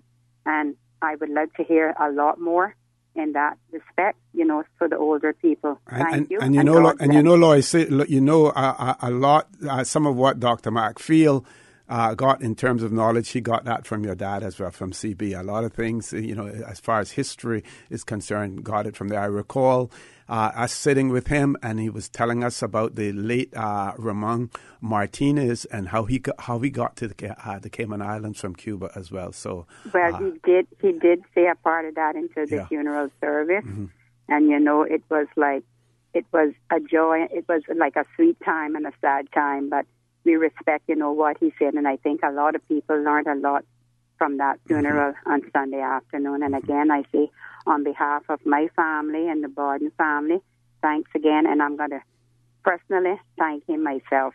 Okay. Thank you very much. All the best, and our prayers are still with you during this period of grieving as well. Thank you, sir. Bye-bye. Folks, I want to thank you for allowing Radio Cayman, and by extension For the Record, into your homes, into your vehicles as you traverse the busy roads of the Cayman Islands, into your places of work, whether it be an office cubicle or if you're working in the outdoors. I also want to remind you that we are brothers and our sisters keepers. There is always someone out there who's less fortunate than we are, and I ask you to extend a helping hand to them. If you can't do that, then I suggest you donate to a worthy charity, because we always want to consider those who need, not necessarily those who want or even those who crave. And I'm going to add a little bit to this in terms of, because the school, the beginning of the school year is approaching again, or the school term is approaching again. We're talking about uniforms. We're talking about dress codes. There are some families, I'm sure, out there who are experiencing challenges, financial challenges in meeting the goals that they have to meet. And remember that we have organizations like Feed Our Future, Cayman, and several others whose policies are geared, and the mission is geared towards assisting those in need. So please reach out to them, and at the same time, we know that those organizations will reach out to you if they know that you are in need. I say to you, have a great day. Continue to support your radio station, Radio Cayman. Join Sterling Dwayne Banks at 12 noon for Talk Today, even though 12 noon will be the news, and then he'll actually officially start at 12:15. Have a great day, and as usual, we ask the good Lord to bless these three beautiful, wonderful Cayman Islands that we love, that we enjoy, and that we call home, and for many of us, the only home that we have. For the Record is brought to you by Fidelity Bank. For all your banking and pension needs, call or visit a Fidelity branch today. Vamped Motors, the only authorized Ford and Toyota dealership serving the Cayman Islands. And Cayman Pharmacy Group, with locations in West Base and professional pharmacy at CTMH Doctors Hospital. The Cayman Pharmacy Group has a location for you just around the corner. And Seaboard Marine. With over 35 shipping ports, find your shipping solution by calling Seaboard Marine at 949-4977.